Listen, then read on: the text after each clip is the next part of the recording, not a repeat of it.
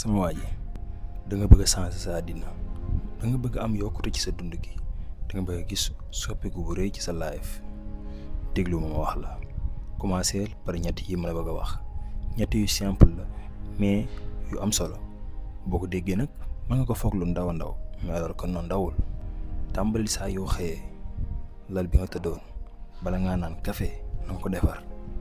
moo xam da ngay sangu ba noppi doo ko defar moo xam da nga koy defar avant ngay sangu mais lu mën a xew bul yor kaasu café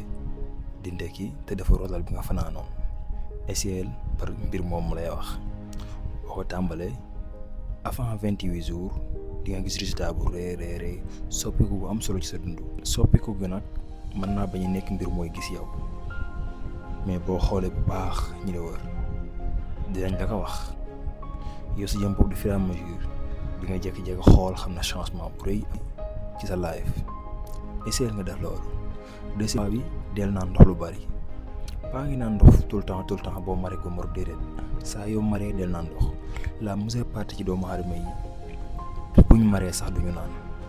parfois wala ñu naan rek dañuy dem seen yaram mi soxla ndox lool ba seen yaram bi laaj leen ko ñu doog ko jox maanaam laaj leen ko laajaat leen ko nit saa yoo maree del naan. parfois nga génn jàkkaaroo nit ñi ñu gis sa kanam gi triste te alors que triste au fond parfois nga dem ci nit ñi ñu gis ni kii dafa timide alors que timidoo parfois manqué bi nga manqué ndox noonu sa yaram daf koy soxla da ngay soxla ndox pour sa taar da ngay soxla ndox pour sa der bi dund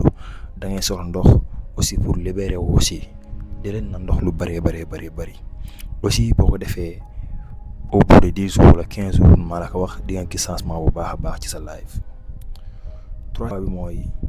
del planifier say objectifs bu dee ko mel na nga mën nga gis ne say objectif dafa bari mën nga planifier tey lii wala boog 1 mois bi lii wala 6 mois yi lii beneen 6 mois nga planifier leneen mais bu fekkente ne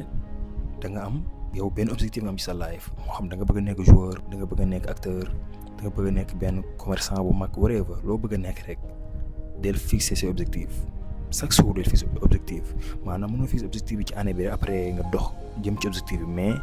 mën nga ko def mën nga fixer sa objectif bi nga am ci année bi rek wala bi nga am ci sa life rek après nga focus ci quoi mais chaque jour objectif bi nga am na loo ci mën a réussir tey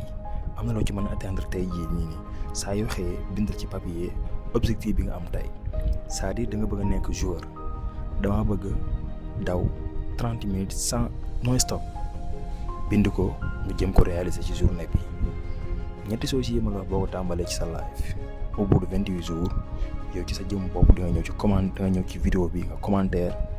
dama gis nga ci résultat bu baax a baax bu ko xeeb saa yoo xëyee defal ñetti yi ma la wax c'est très simple waaye mën na la apporter lu bëree bëri ci sa live essayé ko nga def ko pour xam ci dara jaa ngeen jëf.